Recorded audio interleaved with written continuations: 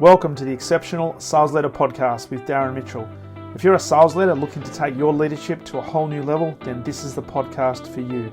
We'll be exploring tips, techniques, and strategies to help you take your leadership to the exceptional level and allow you to enjoy more money, more meaning, and better sales results.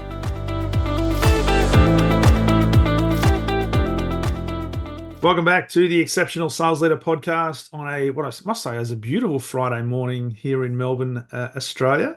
But I'm actually speaking to a gentleman who is still stuck in Thursday. He's coming in from the Fonzie territory, Happy Days territory, all the way from Milwaukee in Wisconsin in the US, Mr. Justin Janowski. How are you, my friend? I'm good. I can't wait for Friday. I want to catch up. I can tell you that Friday does arrive. It does All arrive. right. It is arriving.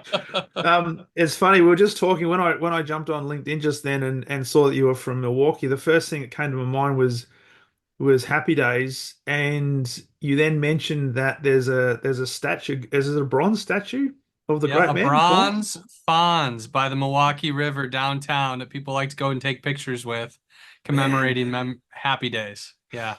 Well, that's probably a good memory for a lot of people. And the reason I bring that up, and it's just funny how things happen. I was just reading this morning in our local paper here in Melbourne that our illustrious ex-Premier of Victoria, who has let's just say has overseen some of the biggest lockdowns the world's ever seen, particularly in COVID, is apparently getting a bronze statue made because of his quote unquote service to the state of Victoria.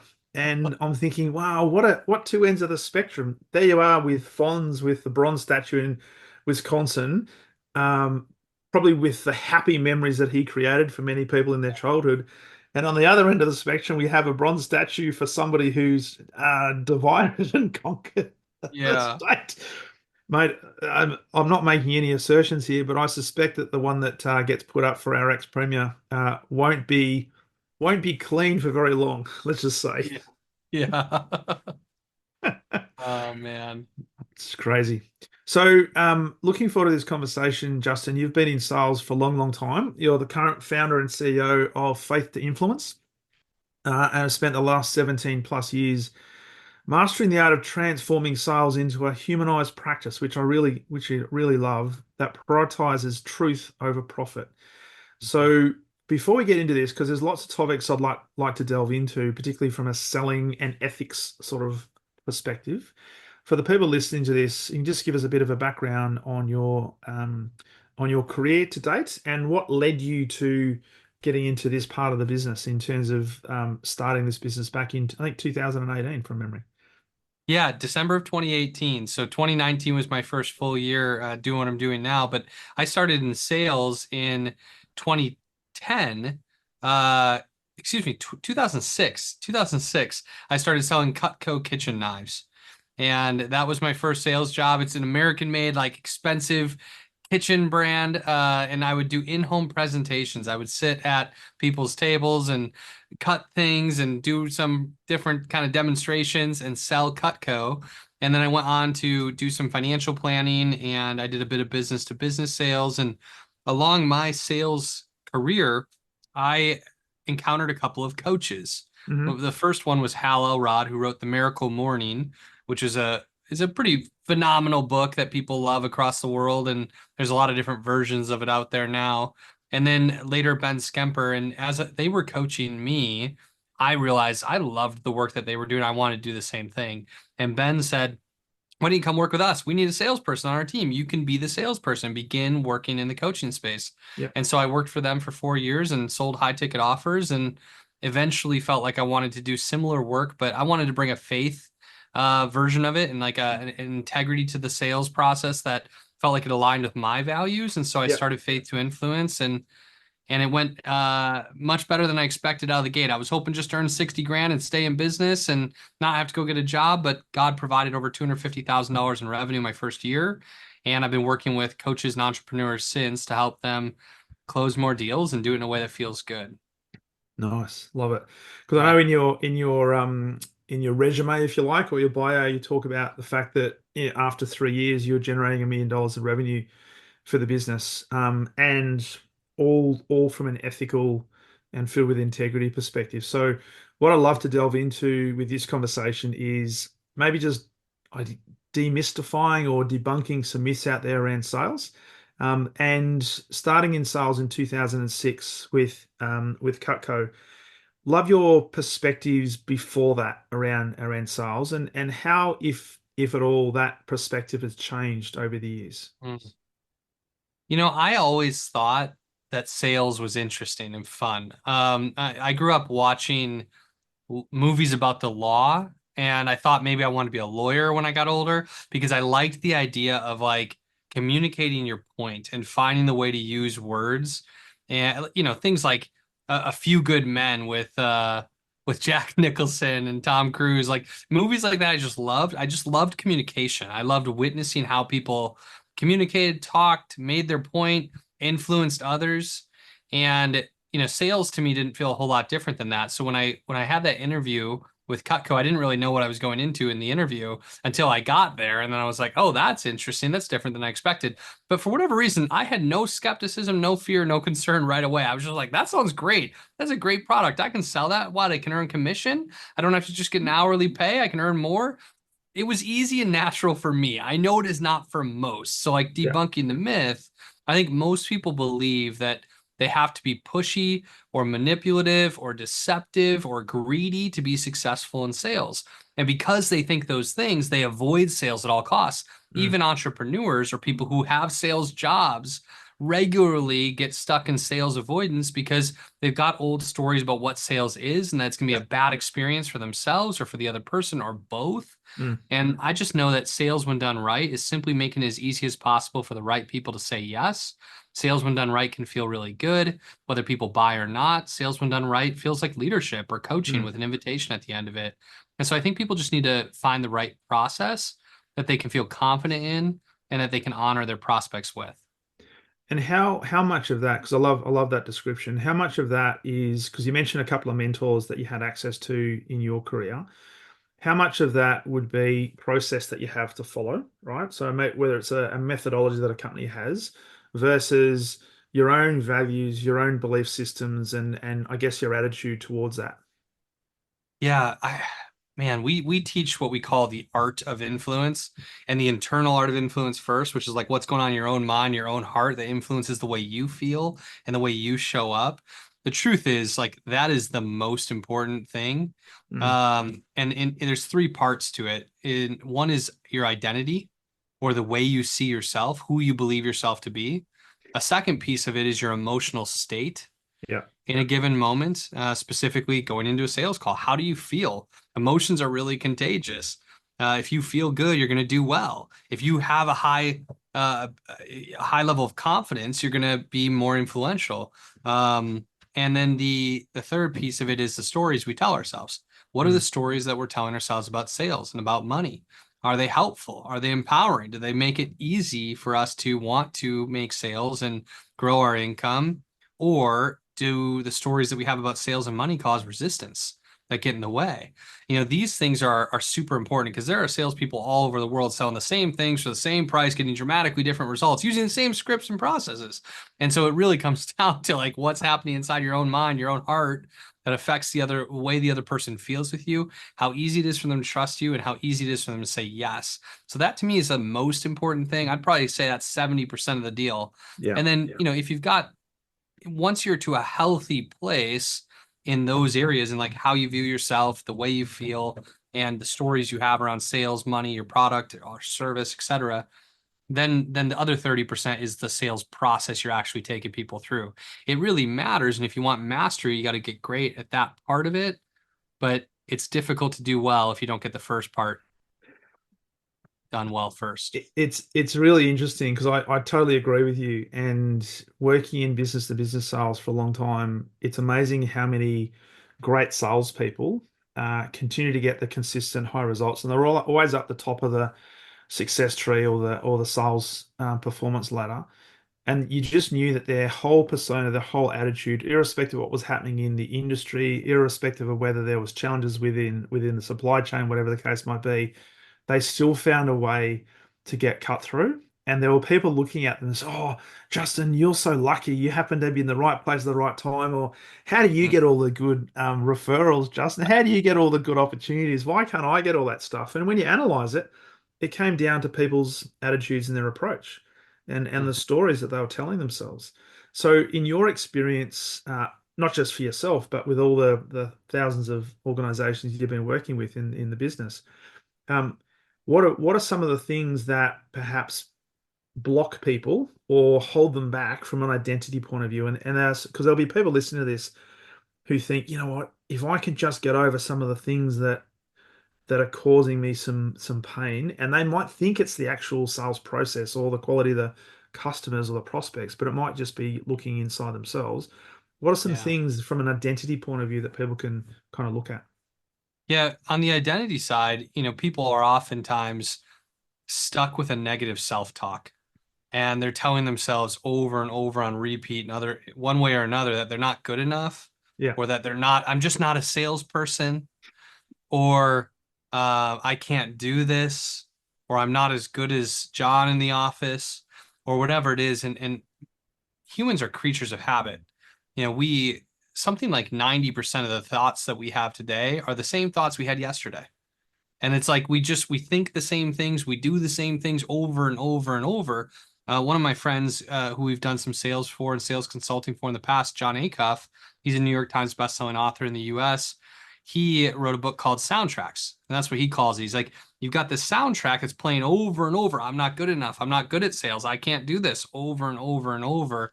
And unless you change the soundtrack, nothing's going to change. Mm, And oftentimes these old stories started when we were kids. Like it was our parents or our grandparents or a teacher or a friends, like people who bullied us or told us negative things about ourselves. And certain people have put these bad stories in our heads, and sometimes people have had these negative stories for decades. So it's hard to rewrite them. But what we need to do is interrupt the pattern of that soundtrack, gain awareness mm. of the old story, and then replace it with a new story that's more empowering, that can be running around our head over and over, right? So the new story, you might need to write it. You might need to literally write it and speak it over and over and over and over, Mm. and or bring it to prayer if that's in your value system, and or surround yourself with people who encourage you, who speak life, who see the best in you. Like those things are going to help you elevate your identity and change the old story.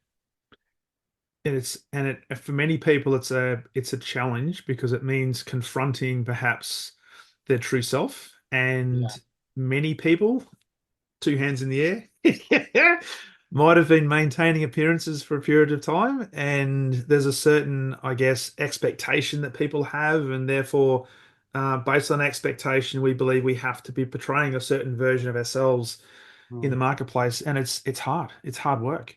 Um, Yeah. it's when you finally sit down and say, you know what, I am a flawed individual. I don't have all the answers. I need some help. That's when things can start to change. Yeah, yeah, no doubt. There's a concept from the 1950s. A couple of psychologists, Joseph and Harrington, came up with Johari's window. And it was this idea of how we could explain relationship with one another. And I'm not going to go into the whole concept and spend too much time on it, but what I do want to suggest is the biggest challenges that stand in the way of relationships growing are in between two people, one of the two having blind spots Yeah. and things that the other person can see, like a leader, a coach, a mentor, a friend, your spouse, your parents can be like, hey, you're doing this and you should be doing that, or you're saying this and doing this, or that relationship's not good for you, or whatever it is. People can see something that we can't see. And Mm, the only way to improve the relationship when we've got a blind spot is to be open to receiving feedback and like let yeah. our walls down. But that's scary. That's hard to do.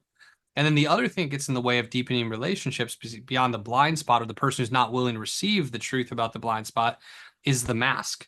And Mm, the mask is that way in which we again project a certain image, or we think people expect something from us, and we don't want to tell the full truth. We might act like we're doing better than we are, our marriage is stronger than it actually is, or we're earning more money than we are, or in sales, like, oh, we're really close to getting that next deal even if we've got nothing in the pipeline. And like it's a mask because we don't want people to see who we really are. We don't want to be vulnerable and honest, because what if they mm, don't like who we are? What if yeah. they reject us? What if they judge us? Which is the same thing people fear in sales. And, if we want to deepen relationships, sharing authentically and vulnerably is going to do that. Yeah. And so we have to be willing to first do that with ourselves to then be able to do it with others. And I think if we're willing to take the mask down and be authentically ourselves and allow mentors to share our blind spots and receive openly so that we can get more into the arena and Mm. make progress, we're going to have better relationships, more success with sales, and happier lives. But it's a hard thing to do if we've got an old pattern around that. Well, it takes a lot of courage, doesn't it, to well, first of all, to recognize that there's potentially a mask there, because a lot of people wouldn't think they're actually wearing a mask. They just think this is just me, right? So that's the awareness part becomes the first bit. And for the Johari window, what I've always really grappled with, and it's almost like a mind bender, is the fourth quadrant, where things that are not known to me and not known to other people. Yes. So how the hell do we figure that out? Yes, our unknown potential. What only in my value system, what only God can see. The things we Yeah, can't see yet, yeah, and that's interesting. It's just that's a playground to get curious in. So Johari's window. That's really cool. yeah. But yeah, we're gonna have more revealed to us over time than what we can see right now, that's for sure. And I guess that points to, because I was going to ask you the question, was there a stage in your career as you went from doing demonstrations of knives through to financial planning and working in sales and now consulting and coaching? Was there a time where you found yourself wearing a part of a mask? Was there a like a defining moment that you look back on and think, okay, I had to face, I guess, the unknown. I had to face the new world, and from the hero's journey point of view, cross the threshold with into the Yeah. unknown. I would say that there were two times. The first, I was at Cutco, and when I had done well selling the knives for a while, I became a district manager and I ran an office and I would interview these college students who made up the most of our sales force and run training and things like that. And there was a lot of posturing at the time in the culture there where like I was supposed to kind of like tell these college students how great this job was and how much money you were going to make and um how awesome my life was and how I had so much freedom because I'm an entrepreneur. But meanwhile, the hours I was working were not free at all. I worked more selling Cutco in my late teens and early 20s than I do now by a long shot. I mean, I was working really long days, way too much. I was burnt out and exhausted, Yeah. and I was gaining debt, like running the expenses of my office. I left right after receiving a $25,000 growth bonus, and that was just enough money to pay off the debt that I had accrued. As an early 20-year-old, I mean, I'd like maxed the few credit cards I had access to, and yet I was like trying to promote this lifestyle that I didn't Yeah. have, or this income that, sure, I brought in revenue through my business, but there wasn't profitability, there wasn't cash flow. And so I definitely was a little dishonest with myself there, or with others there as well. And so making that change and like recognizing profit versus revenue and what really mattered was at one point that was relevant to me. And then in the future, when I was working for my former mentor doing sales for uh, their coaching business didn't really align with my values and my faith. And Yeah. over time, the chasm became greater. Yeah. And I just kind of became numb to it for a while. And I wanted to ignore the parts of their culture that didn't fit for me and my value system and my character. Mm. And there came a time where I had to face it. I had a hard conversation with one of our clients, and I ultimately that day decided I needed to quit my job and start this business and do it in a way that felt like it was honoring to who I was and what was important to me and the values and faith that I had. And that was a turning point in my life, making And that that's decision. and that would have taken a lot of courage, because, and I'm not sure what the any debt position and stuff like that, but making a decision that, at least from the outside, people would have been saying, well, you're being successful, you're delivering the numbers, the company's going in great trajectories. But if there's something missing, and I talk about this with sales leaders all the time, that you've got to make sure that you know who you are, what you stand for, and there has to be an alignment between what you stand for and what the organization stands for. Because if not, either the company is going to wear you down, or you will now start to despise the company and you'll start to almost unconsciously sabotage the company and sabotage the opportunities. So to Yeah. make that decision is a courageous one. And I'm sure now, as you look back, it's probably one of the best decisions you've made. It is. It's one of the best decisions I've ever made. I was scared at the time. My wife and I had just had our first baby, and I was earning enough with that startup business now to provide for the family. So she left her job to be a stay-at-home mom Yeah. for the first year of Grace's life, our little girl. And at that time, it was my second day back to work after paternity leave that I had this realization, this epiphany, I need to quit my job. And I remember her crying, and it was scary. And we took like a month to think and pray on it and discuss. And ultimately both came to the decision that it was the right thing to do. And I had a little bit of a runway. I thought, okay, well, I can give it 6 months, and if it doesn't work, I'll go get a job somewhere. But there was way more success right out of the gate than I could have expected. But those first couple of months, I was tossing and turning at night, having a hard time going to sleep. I was nervous and scared and excited and passionate and so much all mixed up in one, just wondering if I could make it as an entrepreneur. So looking back on that, because at the time, I can imagine and only appreciate that that would have been difficult for both of you. Bringing a new person into the world, all the changes that brings, making a decision to, I guess, remove a level of security to then Yeah. go into the unknown. Yeah. For people listening to this, I'm sure they might not necessarily be making a similar decision to that, but there'll be certain parallels that they come up against. What was the process, and how did you get through that? What was and it might be things like your emotional state and the stories you're telling Yeah. yourself. Looking back, because as Steve Jobs says, you can always join the dots looking back. You can't do it looking forward. Yeah. Um, was there anything specific that you did or the mindset you had that helped you get through all that uncertainty, despite what Yeah. things may not have looked certain moving forward? Like, where's the next opportunity Yeah. coming from? When's the next client? What were some of the lessons that you learned from that? Well, I think there were two things that I did prior to that moment that made a big difference, and then a couple of things that I did in those moments that really mattered. The things that I did beforehand that made the success more possible was I learned sales. And Hmm. so, because I knew how to sell, and specifically, I'd been working with another coaching organization with high ticket offers. So, I knew how to sell what I was going to sell. So, like, I had a Yeah. certain like skill set that some people don't start with. The other thing that I had that not everybody starts with is I had built what I would call network equity. Hmm. I had built a lot of trust with my relationships. I'd given generously to the people in my network and my community over the years. And so there was my reputation meant something. And so because I had treated people really well and generously and cared for people, when I was like, "Hey, I'm starting this business. I'd love to have a call with you, share what I'm doing," people said yes, right? Versus running the other way.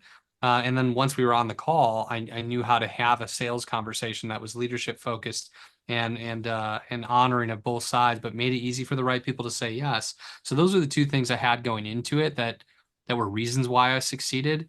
In the moment, two things come to mind. One, I had to surrender to God over and over. I know Yeah. it's not everyone's value system, but like if that's not where you're coming from a faith standpoint, you might think just like let go, like trust the process to a certain degree. Because if I got too much in my head about can I do this, am I good enough, et cetera, and I put all the pressure on myself all the time, I would have crumbled. And so Yeah. I had to just let go and trust God. You could just let go and just like trust the process that it was going to work. But then that has to be paired, that surrender has to be paired with massive action. Yeah. And because I wasn't trying to start this as a side hustle, and because I didn't have my wife's income to rely on because she had left her job, my back was against the wall. I had to succeed. I had to provide for my family. And so I had this element of like surrender and letting go and trusting that it was going to be okay as much as I could. I had to remind myself of that over and over because I would get scared or nervous or anxious. But then let go, surrender. I've got this. It's going to be okay. God's got this. And then the other side was I had to act, and I acted again and again and again and again. And I had a very clear sales minded focus. And a lot of entrepreneurs shy away from that, but we have to embrace sales Mm. as an opportunity for both sides. And, do the real work that's going to lead to actual income and actual impact. And that was something I knew how to do and I was willing to do. It's a fascinating description, and thank you for sharing that. Yeah. When you're talking about letting go, and I remember Bob Proctor talking about he had this concept of let go and let God. So remove yourself from the outcome. Trust the process you put in place that things will be okay. And it's a big thing that I've learned as well is don't put pressure on having get the perfect outcome. That Yeah. you're on a call with a particular prospect, existing customer, whatever the case might be, there shouldn't be any pressure on you to have to close them to get the deal because that comes across as desperation. And I wanted to ask you about that concept and that emotional state of desperation because I know there'll be people out there that say, yeah, I understand the concept of letting go. I understand the concept of trust the process. I hear it all the time. Yeah. You hear sports people talk about just trust the process and we'll be fine, right? But you don't understand. If I don't make a sale this week, I don't get to pay my rent. I don't get to put food on the Right. table. So that's sort of connected with, well, I'm desperate, and how do I prevent the desperation from coming through Yeah. in the context of taking massive action? Yeah. So how did you grapple with that? Because I understand, and I talk all the time about remove yourself from the outcome because it's not about the outcome. If there's a connection between the two people, if there's a match in value, then the consequence will be some form of transaction. Yeah. That's all good, right? Yeah. So don't have the perfect outcome in your mind, but how did you deal with that? Because I'm sure there'd be times where there was, because you mentioned before there's anxiety. I'm sure there would have been times of desperation. How did you still take the massive action and still be able to let go? Yeah. You know, Hal Elrod, my first coach, used to talk about taking like being 100% committed to the action while being remaining unattached from the result. And that's easier said than done. Yeah, But if you realize that it's a numbers game, yeah, I was talking to, we run a little sales school for coaches program. And I was talking to our sales school group this week about the idea that like all you really have to do, like the only part of your job that is your actual job that you get paid for if you're in sales is lining up sales calls in my opinion. Like at Cutco, they used to call it like your ATM machine. Like when we would dial a phone number, you don't really necessarily dial everybody anymore. You send messages, yep. but the same concept is true. Like the thing that we get paid for is lining up the sales call. Hmm, That is the most important activity, is getting as many opportunities with real people to invite them to buy as possible. Because that, like, once the sales call is lined up, you're going to hold the sales calls. hmm, Once you're holding the sales calls, you're going to make some sales. You talked about it already. If there's a natural connection, if it's a fit, you're probably going to have a transaction. If it serves both sides, if it's a win-win, it's probably going to happen. And then you're going to probably get referrals then after that, and you're going to have some word of mouth support and all the rest of it. Like you'll fulfill on the service or you'll provide the product. Like all the rest of it kind of like falls into line. But the hmm, most important thing that we have to do is line up the call. So if you recognize, like, let's say that your closing percentage on a high ticket deal was 30%, well, then every 10 calls you line up, you're going to close three on average. So we don't need to worry about which three we're going to close. We just need to hold those 10 calls. That's the most important thing. And so what I would try to do going into a call is like convince myself that I'm abundant. Like get in the mindset of like, I've got everything I need. God's provided everything I need. My cup is overflowing. I have more than I'll ever need. And in fact, if this person doesn't buy, that's okay because there's another person over here who will, another person over there, and there's an abundance of leads, and I'm always going to have doors opening for me. Like I've got way more I need. I don't need any one sale. I don't need any one client. I've got what I need. What I'm here to do is be committed to serving this person while being unattached to the result.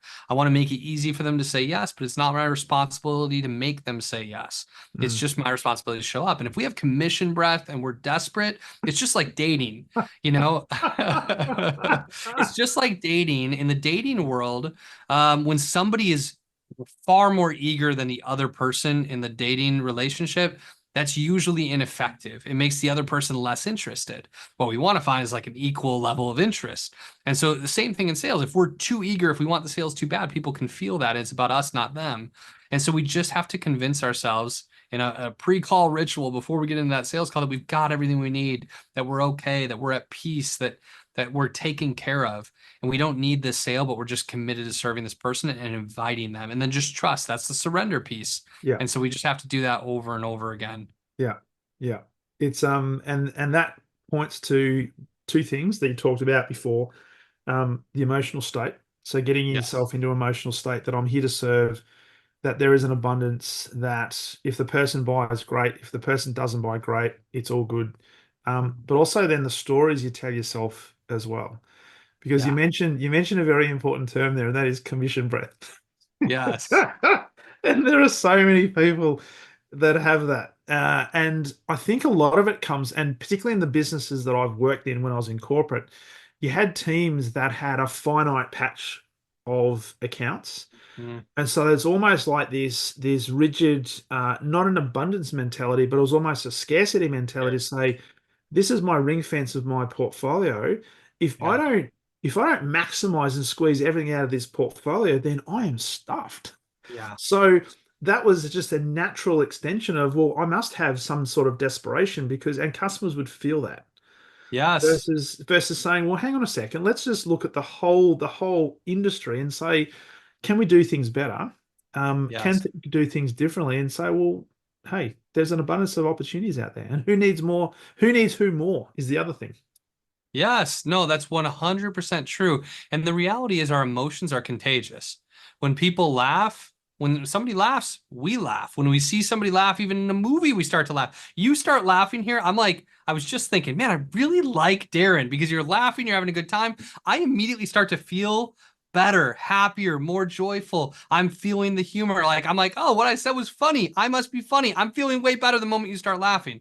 And the same thing is true. Like if you started crying or told a sad story, I would feel that sadness. We share emotions. We even yawn when the other person yawns. If Mm. on Zoom across the world, if you yawn, I would probably yawn. There's this weird That's right. connection between people. And so if emotion is contagious, if I show up feeling scarce and scared and anxious and desperate, then some of that's going to rub up my prospect and they're going to feel Mm. a little bit more scarce and desperate and scared. And like, what are they going to do? They're going to want to hold on to what they have. It doesn't create a Yeah. good buying environment. But if I show up with abundance and Yeah. confidence and Yeah. peace and ease, they're going to feel like, oh, I've got more than I need. I Mm. feel peaceful. I feel at ease with this decision. And so there's a connection point there too. So it's so important for us to recognize and have an awareness of when we're feeling scarce and do whatever we have to do to trick our brain into feeling abundant, even if it is a trick for that moment. As funny as that might be, but you can be prayer. You could dance around. You could do some push-ups. You could listen to a favorite song. You could take some deep breaths. Like oxygen to the brain is going to immediately change how you feel. You can close your eyes and imagine the perfect sales call Yeah. and the sale being made, and like you'll feel some of that, and all of a sudden, your state's different, and you're going to get a better result. So let's talk then about, I guess, the purpose of sales and your approach to sales, because I get from what we've spoken about, and certainly before we press record, you come from a position of serving and helping, not from a position of closing, right? So there's a lot of salespeople out there that will self-sabotage because they've got that commission breath, desperate to get the sale. They've got a sales manager that's writing them every single day to say, you need to get your sales up, you need to get sales up, or else you're out there. Um, your approach to sales, whether it be, hey, Cutco knives, selling coaching, selling things that are tangible, intangible. Let's just talk about servitude and what your definition of selling is. Yeah.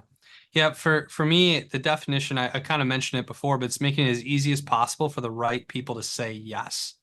And so the way I'm going to do that is again making sure I'm in a great state and my mindset's right.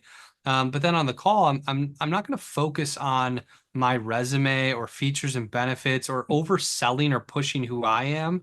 Like people will hire me as their coach based on the nature of the questions I ask them during the call and how they feel as I'm asking them those questions. If I'm running the sales call well, it feels like coaching, and somewhere in the middle of that call, they just realize I'm their coach, Yeah. and it becomes that easy. And so when I'm thinking about service, like the attention's off of me, it's off of my offer, it's off of what my resume looks like. 9 of my 10-step sales process steps are focused on the other person. It's all about asking questions about where they're at right now, what's their current reality, what their vision and goals are for the future, what do they really want, what's Mm. the biggest problem that stands in the way that they need to solve to get what they want, Yeah. and how committed are they to solving that problem. And if they're committed and I can help, then maybe there's an opportunity for me to make an invitation and for us to work together. But if they never work with me again, if I never see them again, but I have a meaningful conversation where I actually receive them where they're at, I honor who they are, I find out what's important to them and why, I go deep, and then I help them clarify what they want and what problem they need to solve to get it, and then commit to solving that problem, I've given them a great value. And naturally, many of those people are going to choose then to say, hey, I could use some help tackling that problem. It's a great description because as you're talking, I'm thinking again the words of Bob Proctor keep coming into my mind, and he passed a couple of years ago now, but he always used to talk about the fact that, as we talked earlier, let go and let God, but he also had this focus on leave an impression of increase, and the Mhm. impression of increase was when you have an interaction with somebody, it's not about you, but you want that person to feel better about having had the interaction with you. And Yeah. it's not that they feel better about you, but you've left something with them that say, you know what, Justin was a phenomenal, that was a really interesting conversation. Yeah. Probably now is not the right time to do a business transaction, but there's just something there that, so you literally planted a seed that may actually come back and turn into a plant or a big tree 2 weeks down the track, 2 years down the track. But the other thing is, you don't know who people are connected to. So if Yeah. you go into sales calls with an opportunity to serve and to figure out whether there is a problem that needs to be solved and how badly do they want to solve that problem and come from a servitude point of view rather than a desperation point of view, it may not be that they'll do business with you now, but they might actually refer somebody who is in a I guess a more immediate buying cycle to then be a warm lead for you. So it's the servitude that ends up providing the longer term results. 100%. 100%. And how we show up, if we show up generously in the marketplace, as we give more, we'll receive more. I'm certain of that. So let's then talk about, because I often ask this question, and I love your perspective on this when you're running the sales school. And do you ever ask the question of your people about who likes to be sold to? I I don't know that I've asked that question as much as I've owned the assumption that people don't like to be sold to, but people love to buy things. Mm, And so like people love to buy. They just don't want to feel like they were tricked or conned or like arm twisted into it. And yeah. so, I love witnessing a great salesperson. I actually do. I think great salespeople love like game recognizes game. Like somebody's really good. They're asking great questions. They're connecting. I'm like, I love this. Like if that feels good to me, but I'm one of those weirdos. Most people don't like being sold, but they love to buy stuff. So if we make that assumption, because I ask that when I'm doing sales training, I often, and especially for sales leaders who are trying to get their teams to expand their offerings and their numbers, I say just by show of hands, who loves to be sold to? And I think I've done that like hundreds and hundreds of times, and I could probably count on one hand the number of people that have literally put their hand up and said, I love to be sold to, right? Most of them don't like it, and yet they're in sales. So when we think about that, because it leads into a topic I'd love to explore with you in terms of salespeople being your friends, not being your foes. And I think a lot of people who have, I guess, backgrounds of the dodgy snake oil salesman, the vacuum cleaner salesman that knocked on the door, the used car salesman that's looking at a live customer and seeing how they can actually manipulate and get a deal to satisfy them. All of this conjures up sort of perceptions that people have around sales. And for a lot of salespeople, even though they might be doing the things we've already spoken about today, such as, thinking about the world being abundant, thinking about I've got a lot of value to add and being removed from the outcome, we still have this perception that we have to almost get over or handle that Mhm. many people out there, when they have a salesperson in their environment, they think they're going to be sold to. So how do we actually get people to reframe that to the point where a salesperson can be a friend? They don't have to be a foe.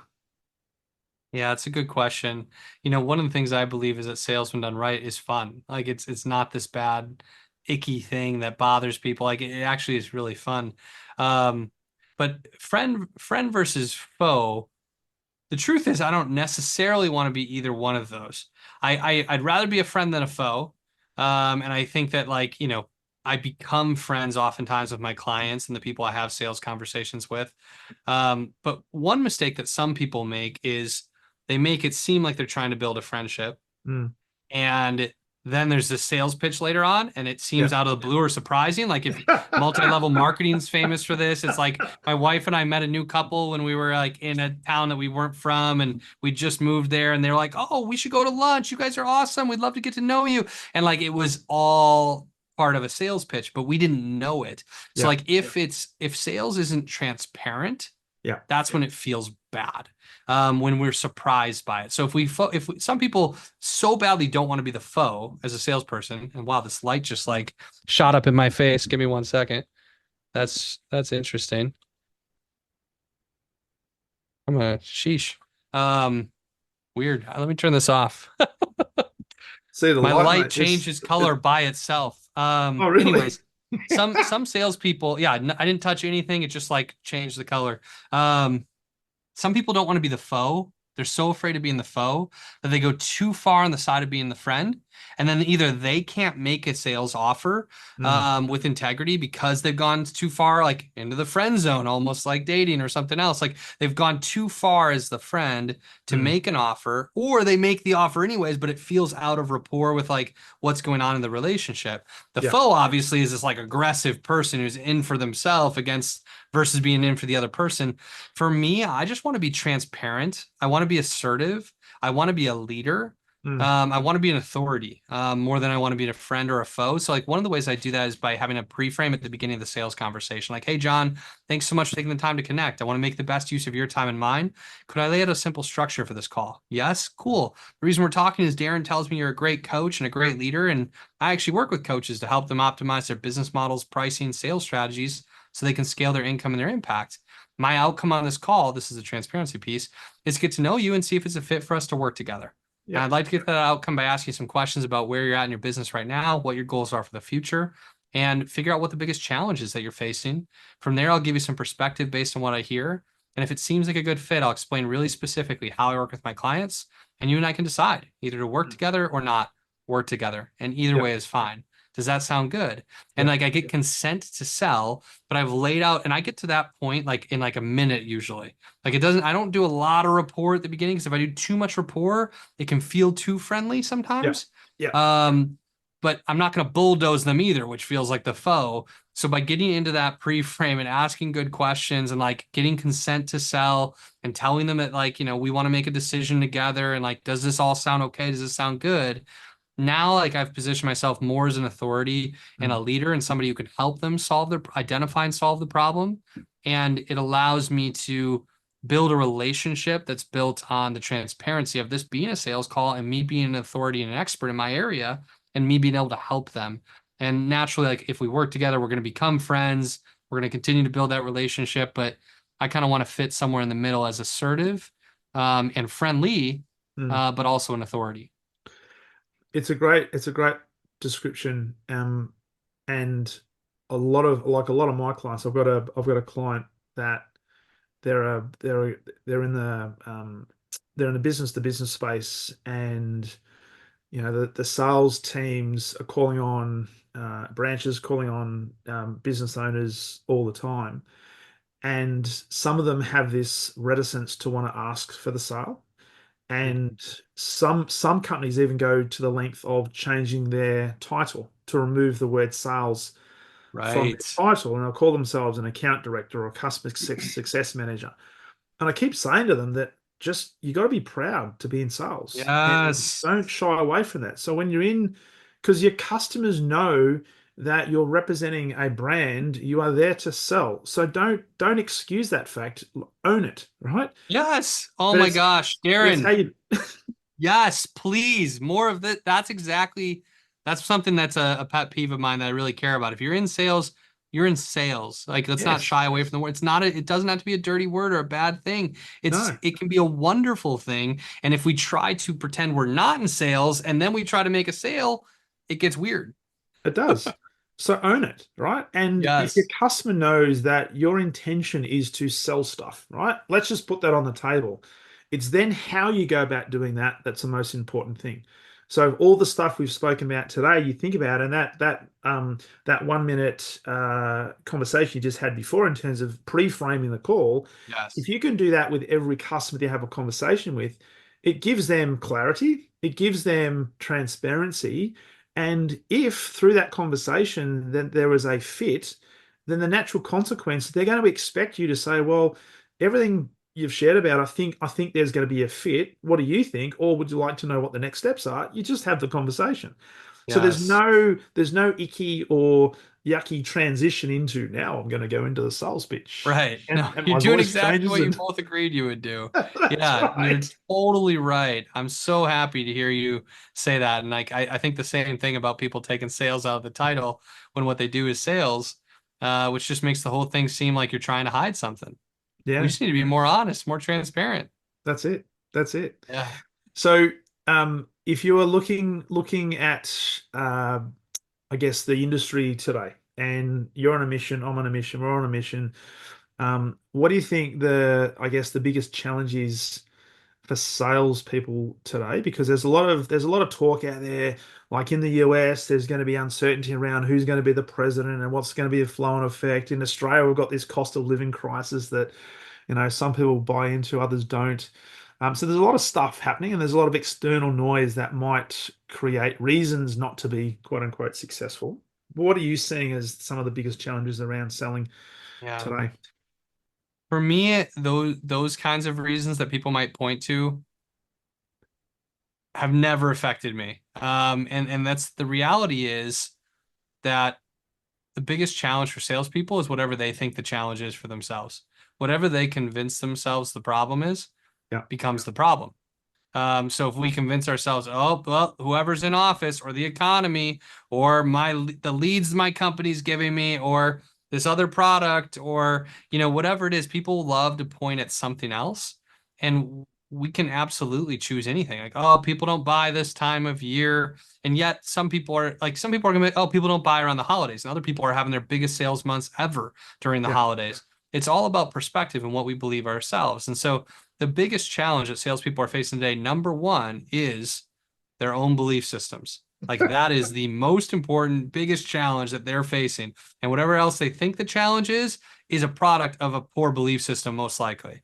Yeah. The second biggest challenge that people have is lead flow and or prospecting.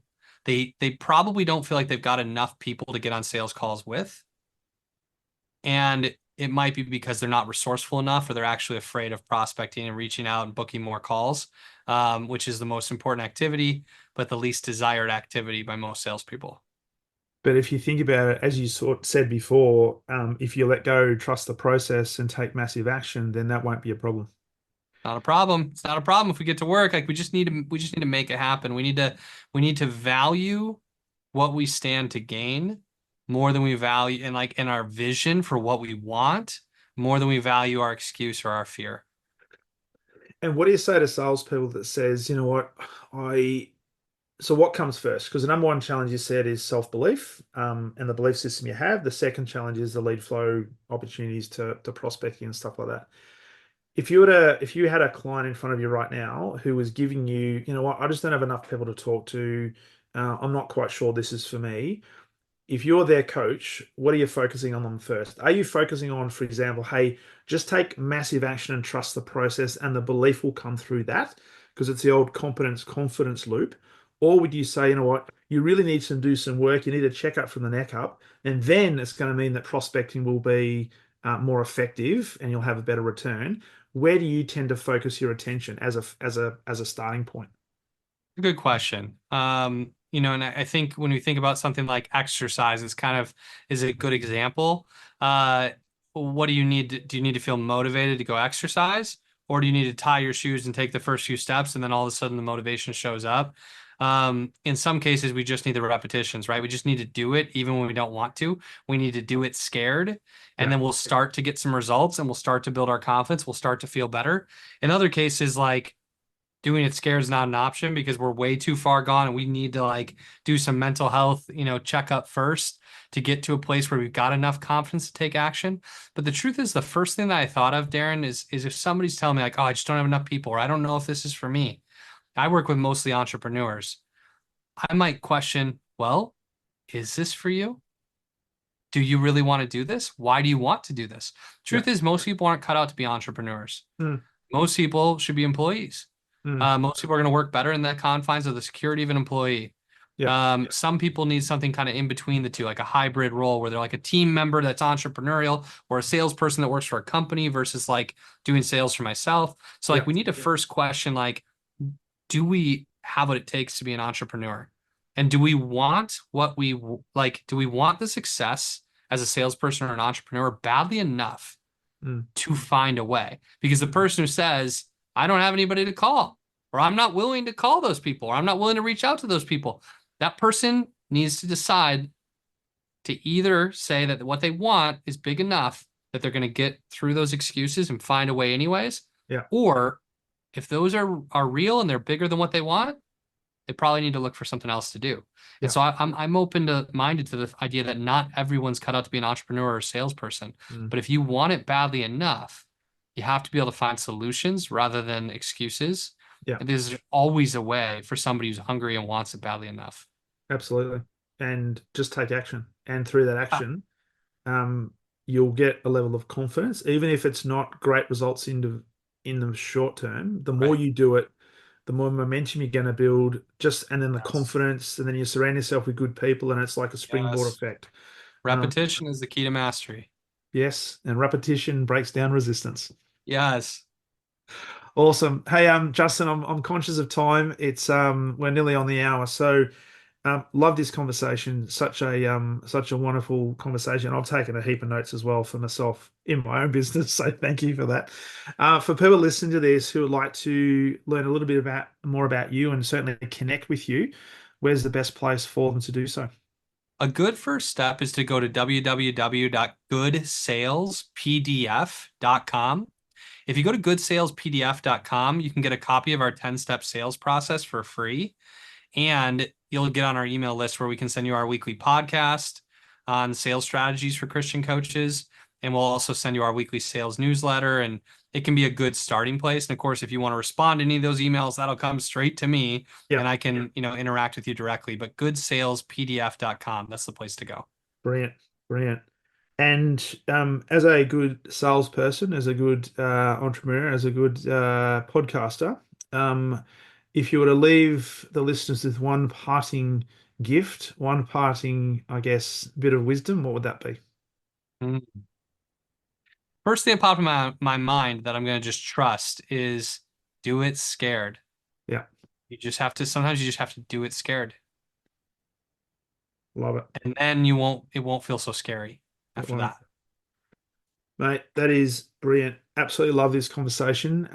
So glad we connected, and so glad we're now connected on LinkedIn as well. So that is awesome. So Justin, I want to thank you for being on the Exceptional Sales Leader podcast. It's been a great conversation. Thanks for having me on. I loved it. Awesome, mate. Enjoy the rest of your Thursday. Cheers. Enjoy Friday. Enjoy the future.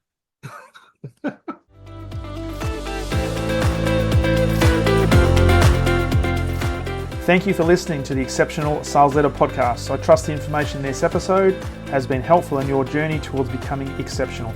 And remember, please take the time to rate the show, subscribe to the show so other people can find it.